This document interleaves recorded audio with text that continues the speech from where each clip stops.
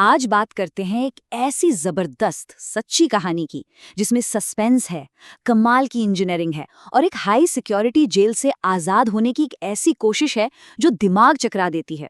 तो चलिए सीधे कहानी के सबसे बड़े सवाल पर आते हैं। आखिर कैसे एक हाई सिक्योरिटी जेल की कोठरी से 3 पायलट रातों रात गायब हो गए, मानो हवा में घुल गए हों और किसी को पता तक नहीं चला। ये हुआ तो हुआ कैसे? बात है 13 अगस्त 1972 की और जगह थी रावलपिंडी जेल। उस रात सेल नंबर 4 से 3 भारतीय फाइटर पायलट ऐसे गायब हुए कि कोई निशान तक नहीं छोड़ा।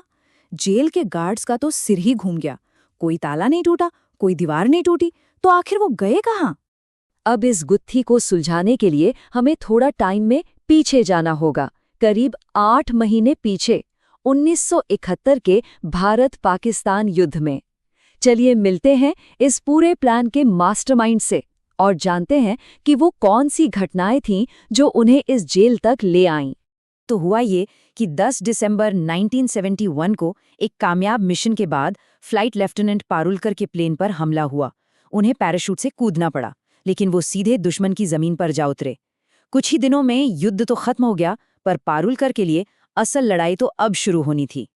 देखिए, एक फौजी के लिए सिर्फ हाथ पर हाथ धरे बैठे रहना और किसी डिप्लोमेटिक रिहाई का इंतजार करना, ये एक तरह से अपनी ड्यूटी से पीछे हटने जैसा था। और जैसे जैसे महीने बीतते गए, पारुलकर का भागने का इरादा और भी पक्का होता गया। उन्हें पता था कि सिर्फ किस्मत के भरोसे बैठे रहना कोई ऑप्शन नहीं है। तो कई महीने बीत गए, फ्रस्ट्रेशन बढ़ रहा था और कुछ शुरुआती आइडियाज काम नहीं आए। तब जाकर पारुलकर ने 2 और साथी पायलटों को अपने साथ मिलाया, MS ग्रेवाल और हरीश सिंह जी। अब टीम तैयार थी एक बहुत ही हिम्मत वाले प्लान को अंजाम देने के लिए। और उनका जुगाड़, मतलब आप सोच भी नहीं सकते। उन्होंने रोजमर्रा की चीजों को ही अपना हथियार बना लिया। जैसे दाढ़ी बढ़ाने का बहाना करके नाई से कैंची ले ली और वही बन गया उनका खुदाई का मेन औजार। मैस हॉल से चम्मच और कांटे उठाए, मतलब हर चीज काम आ रही थी। और इन्हीं छोटी छोटी चीजों से उन्होंने जेल की दीवार में सेंध लगानी शुरू कर दी। उनका प्लान एकदम सोचा समझा था, कोई जल्दबाजी नहीं। सबसे पहले तो उन्होंने किसी तरह सेल नंबर 4 में अपना ट्रांसफर करवाया। फिर बिस्तर के नीचे से दीवार खोदनी शुरू की। जो भी मलबा निकलता उसे केयर पैकेट से आए गत्तों में छिपा देते थे। और सबसे स्मार्ट मूव, उन्होंने इंडिया की तरफ नहीं बल्कि अफगानिस्तान की तरफ भागने का प्लान बनाया, ताकि सबको लगे कि वो गलत दिशा में गए हैं। और फिर वो रात आई, 13 अगस्त 1972, पाकिस्तान के स्वतंत्रता दिवस से ठीक एक दिन पहले की रात। सिक्योरिटी थोड़ी ढीली थी और ऊपर से जोर का तूफान, मतलब भागने के लिए इससे बेहतर मौका हो ही नहीं सकता था। जेल से तो वो निकल गए, पठानी सूट पहने, नई पहचान के साथ। उनके एक साथी VS चाटी पीछे ही रुक गए और उन्होंने बिस्तरों पर तकिए ऐसे लगा दिए कि गार्ड्स को लगे सब सो रहे हैं। लेकिन कहते हैं ना, किस्मत, जिस रेलवे स्टेशन पर उन्हें जाना था वो तो दशकों से बंद पड़ा था। और फिर एक टैक्सी ड्राइवर को उनकी टूटी फूटी उर्दू पर शक हो गया। बस आज़ादी से कुछ ही किलोमीटर दूर वो फिर से पकड़ लिए गए। अब कहानी में एक ट्विस्ट है। भले ही वो पकड़े गए और बाद में उन्हें भारत भेज भी दिया गया, लेकिन उनके भागने की कोशिश के पीछे का जो असली डर था वो सिर्फ जेल की सलाखों से कहीं ज्यादा बड़ा था। चलिए अब कहानी के उस हिस्से पर चलते हैं जो उनके इस जोखिम का असली कारण बताता है। तो सवाल ये उठता है कि क्या ये सब बेकार गया?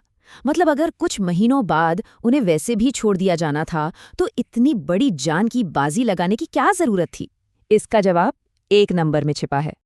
ये नंबर 54। बस ये एक नंबर ही इन पायलटों के डर और उनके मोटिवेशन को समझने के लिए काफी है। ये सिर्फ एक आंकड़ा नहीं है, ये 54 अनसुनी कहानियों का प्रतीक है। ये मिसिंग 54 वो भारतीय सैनिक थे जिनके बारे में 1971 की जंग के दौरान पाकिस्तान ने खुद माना था कि वो उनकी कैद में हैं। लेकिन वो सैनिक कभी घर वापस नहीं लौटे। ये एक भयानक सच्चाई थी जिसका सामना हर युद्धबंदी को करना पड़ता था कि हो सकता है सिस्टम उन्हें हमेशा के लिए भुला दे। और ये सिर्फ कोई मन का वहम या डर नहीं था, इसके पक्के सबूत थे। जैसे मेजर AK घोष, जिनकी तस्वीर कैद में छपी पर वो कभी नहीं लौटे। फ्लाइट लेफ्टिनेंट VV तांबे, जिन्हें उनके चाचा ने जेल में देखा पर वो भी कभी वापस नहीं आए। मतलब ये खतरा बिल्कुल असली था। तो अब समझ में आता है कि उनका भागना सिर्फ आज़ादी के लिए नहीं था, ये अपने मुकद्दर को अपने हाथ में लेने की एक कोशिश थी। एक ऐसे सिस्टम पर भरोसा करने के बजाय जो उन्हें गुमनामियों की लिस्ट में डाल सकता था, उन्होंने खुद एक्शन लेने का फैसला किया। तो ये कहानी हम एक बहुत ही गहरे सवाल के साथ छोड़ जाती है। जब जंग की अनिश्चितता में आपका भविष्य दांव पर लगा हो और आपको भुला दिए जाने का खतरा हो, तो क्या एक बहुत बड़ा खतरनाक रिस्क लेना ही सबसे सही फैसला बन जाता है? इस पर सोचिएगा जरूर।